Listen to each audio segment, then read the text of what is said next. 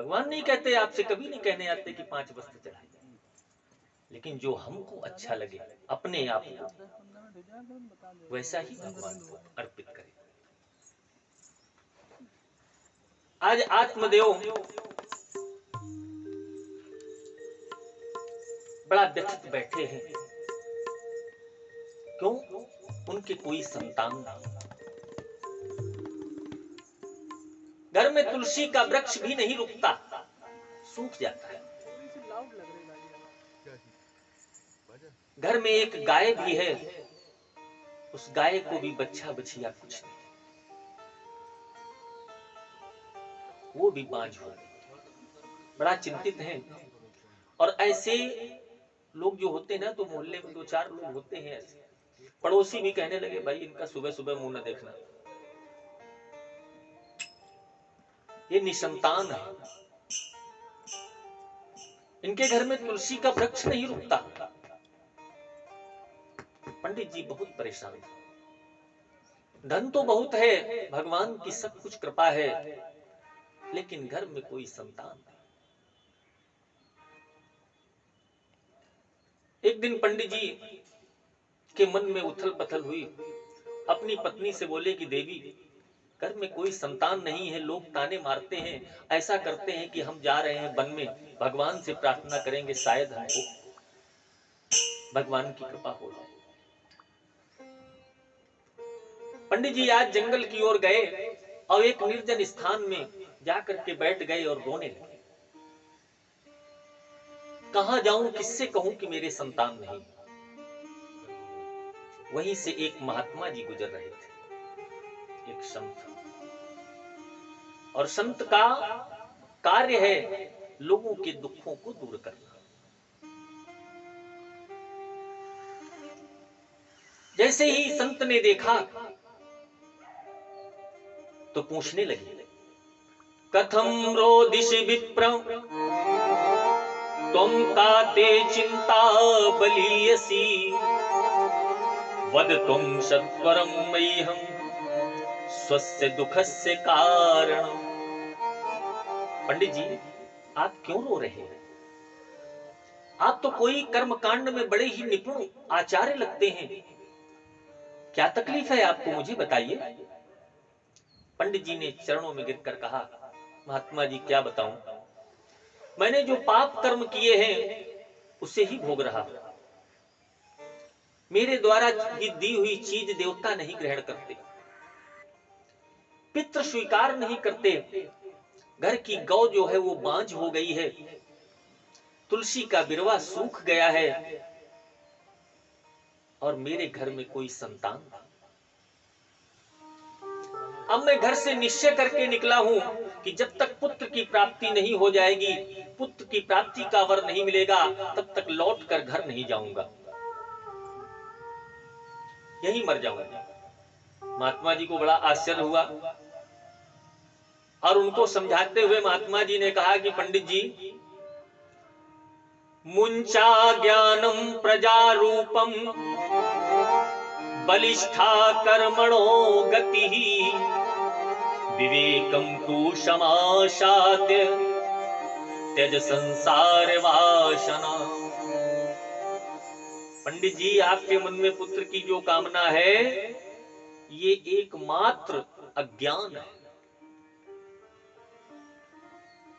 संत ने पंडित जी से कहा कि यदि तुम्हारे घर में पुत्र हो जाता तो समझ लो परमात्मा की कृपा हो गई, और पुत्र नहीं हुआ तो फिर ये समझो कि भगवान की बहुत बड़ी कृपा हो गई। क्या करोगे बेटा लेकर? बेटा यदि घर में नहीं होता तो हम 2-4 वर्ष रोते हैं, फिर सोचते हैं भाग्य में नहीं था, नहीं मिला, छोड़ो काहे का रोना। और बेटा होकर के मर जावे तो मन में बड़ी पीड़ा होती है, फिर 2-4 दिन नहीं 2-4 महीने रोते हैं, 2-4 वर्ष रोते हैं, भाई हुआ तो था लेकिन मर गया। लेकिन पुत्र होने के बाद यदि पुत्र नालायक निकल जाए तो समझो कितना कष्ट होता है। वो फिर जीवन भर रुलाता ही रहता है। और पुत्र की तुमको ज्यादा ही कामना है तो भगवान को अपना पुत्र मान लो, गोविंद को अपना पुत्र मान लो। मान के तो देखो, एक कथा, वो भजन बजता था, भगत के बस में है भगवान। वो बूढ़ी माँ ने कन्हैया को ही तो पुत्र माना था। डॉक्टर भी परेशान हो गए, घर के सभी लोग परेशान हो गए, और उस मूर्ति में प्राण। विश्वासम फलम दायकम, अगर विश्वास है आपके हृदय में,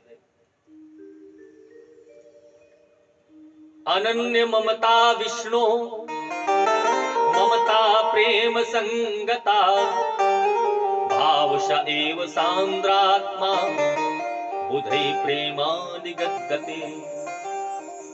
जैसी ममता हम संसार में करते हैं, वैसी ममता अगर हम गोविंद से करें,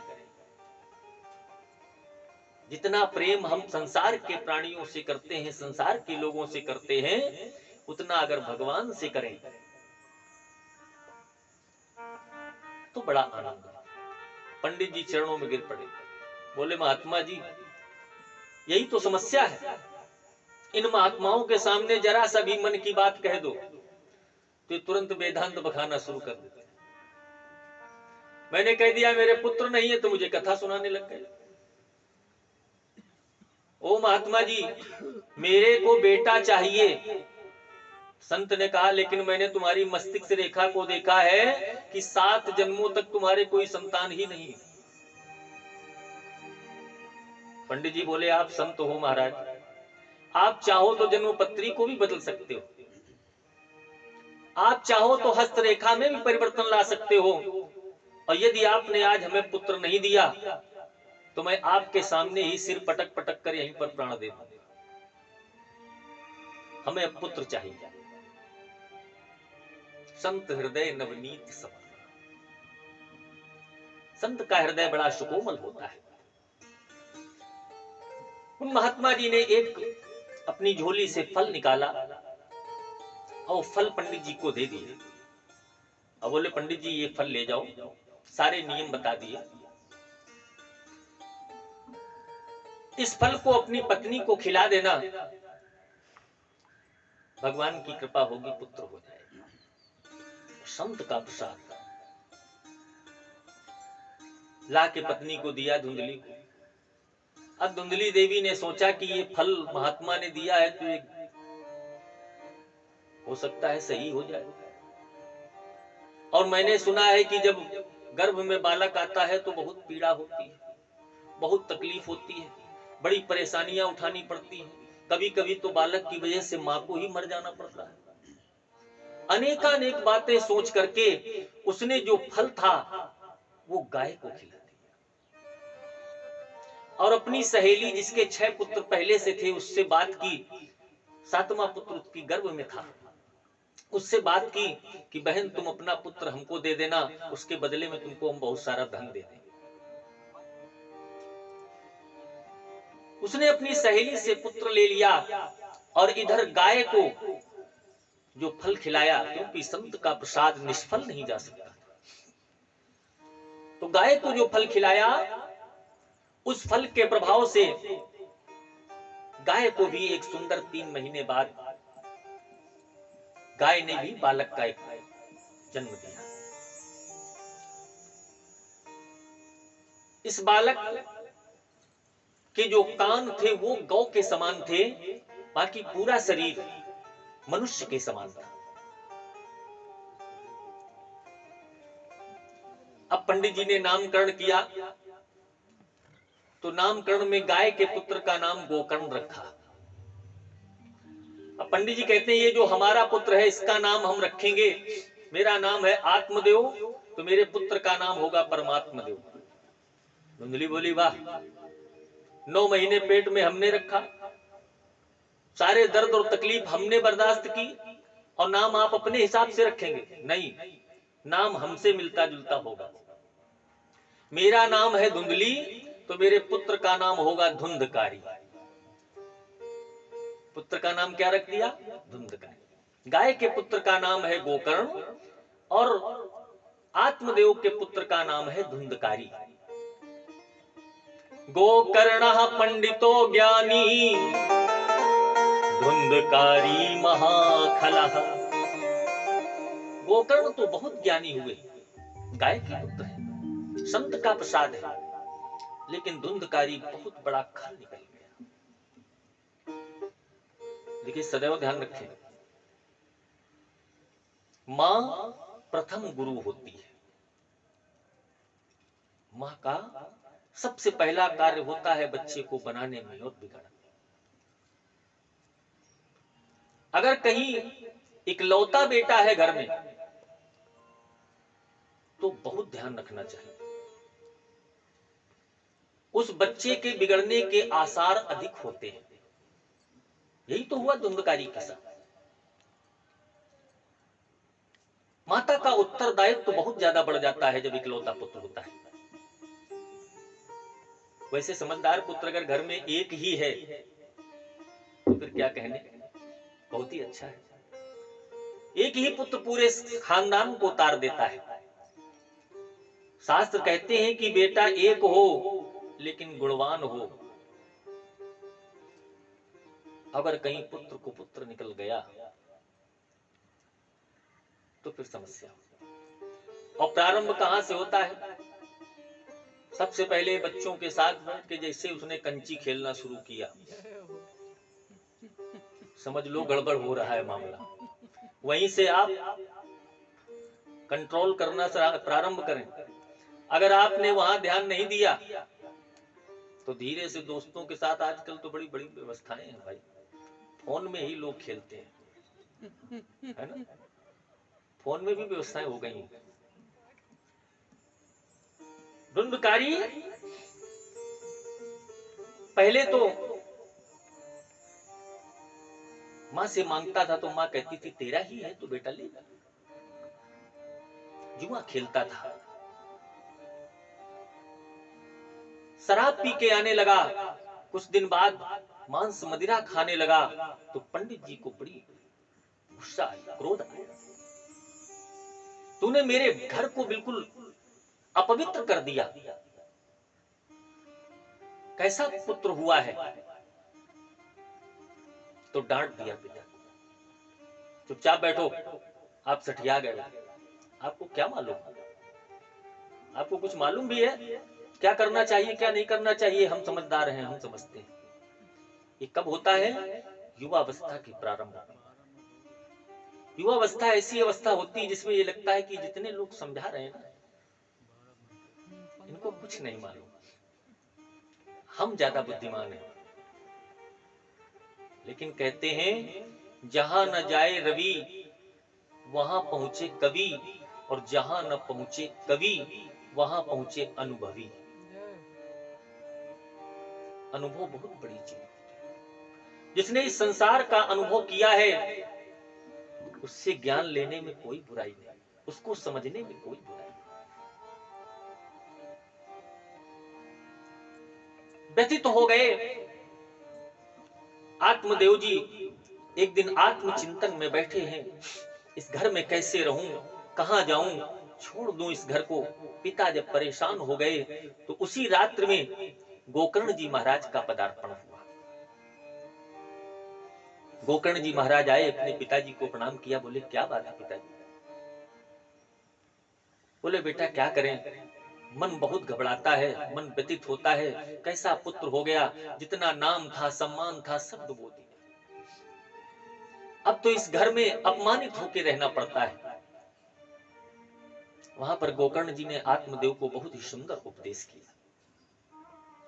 गोकर्ण जी कहते हैं पिताश्री, देहेस्तिमांश रुधिरे अभिमिति त्यज तुम जाया सुतादिषु सदा ममता विमुच्य पश्यानिशं जगदिदं क्षणभंग निष्ठम वैराग्य राग रसिको भव भक्ति निष्ठा। पिताजी मैं एक बात कहता हूं, पहले तो शरीर के प्रति जो हमारा देहाभिमान है कि मैं शरीर हूं, पहले तो इस देहाभिमान को खत्म करें। क्योंकि शरीर जो है ये हम नहीं है। क्या मैं शरीर हूं या आपका शरीर है? अगर ये आपका शरीर अपना होता, शरीर भी अपना नहीं, तो ये कभी साथ न छोड़ता। लेकिन 2 दिन अगर बुखार आ जाए तो आप चल नहीं पाते। ये शरीर स्वार्थी है। और इस शरीर की गति 3 होती है। मरने के बाद जला दोगे तो राख बन जाएगा, फेंक दोगे तो पशु खा जाएंगे, पशु पक्षी, और अगर जमीन में गाड़ दोगे तो कीड़े मकोड़े बन जाएंगे। क्या है इस शरीर में? फिर शरीर तो मैं हो नहीं सकता, और जिनको हमने अपना मान रखा है वो भी हमारे नहीं हो सकते। कभी आप एकांत में बैठ करके सोचें कि मैं क्या हूं। यदि मैं आंखें हूं तो ये आंखें अंधी क्यों हो जाती हैं? उन्हें कोई रोक सकता है? नहीं रोक पाता। पैर हो तो पैर लंगड़े क्यों हो जाते हैं? कोई नहीं रोक पाता। यदि मैं कान हूं तो एक दिन कान भी सुनना बंद कर देते। मैं क्या हूं? मैं तो ईश्वर का अंश हूं। बहुत ध्यान से समझिएगा यहां पर। मैं क्या हूं? मैं ईश्वर का अंश हूं।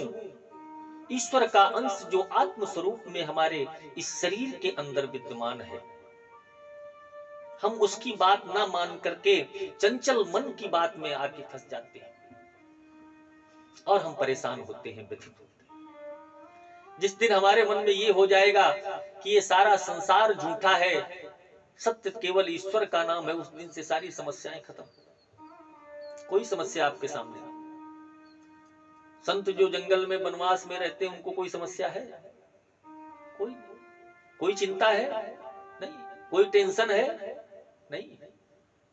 हमें आपको क्यों चिंता है? क्योंकि सच्चाई ये है कि हमने अपने पुत्र को अपना पुत्र मान रखा है। हमने अपने शरीर को अपना शरीर मान रखा है। और जिस दिन ये अभिमान हम त्याग देंगे, देहाभिमान, उसी दिन हमारा सब कुछ अच्छा ही अच्छा होगा।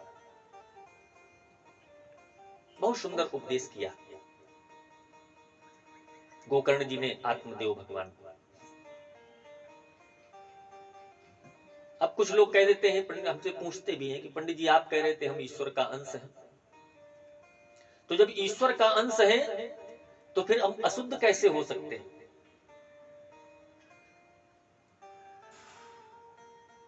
तो अशुद्ध हो सकते हैं। अंश जो है वो अशुद्ध हो सकता है, ईश्वर अशुद्ध नहीं हो सकता। जैसे गंगा जी क्या है? शुद्ध है।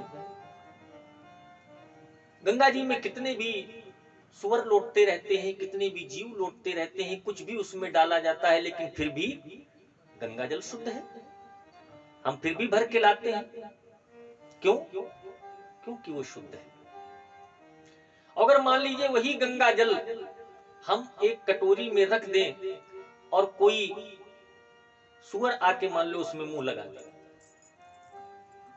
तो फिर क्या उसको हम प्रयोग में लेंगे? क्यों? गंगा जल है। तो फिर क्या हो जाएगा? वो अशुद्ध हो जाएगा। इसका मतलब है अंश, क्योंकि कटोरी में जो हम लाए गंगा जल वो अंश है, और जो गंगा जी है उसमें अथाह जल है, तो अंश अशुद्ध हो सकता है, गंगा जी नहीं।